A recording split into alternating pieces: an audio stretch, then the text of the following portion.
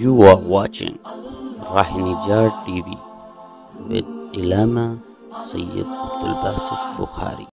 استغفار کے حوالے سے دیکھیں، نبی چونکہ معصوم ہوتا ہے اور نبوت سے پہلے بھی اور نبوت کے بعد بھی کوئی صغیرہ کبیرہ گناہ سہون عمدن صورتاً یا حقیقتاً یہ نبی سے سرزد نہیں ہوتا.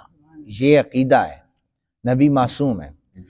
لیکن سید عالم صلی اللہ علیہ وآلہ وسلم نے فرمایا میں دن میں 70 مرتبہ سے زائد استغفار کرتا ہوں، 70 مرتبہ سے زیادہ استغفار کرتا ہوں. اور حضرت ابو ہریرہ رضی اللہ تعالی عنہ بھی فرماتے ہیں کہ نبی اکرم صلی اللہ علیہ وآلہ وسلم دن میں 70 مرتبہ سے زیادہ استغفار کیا کرتے تھے.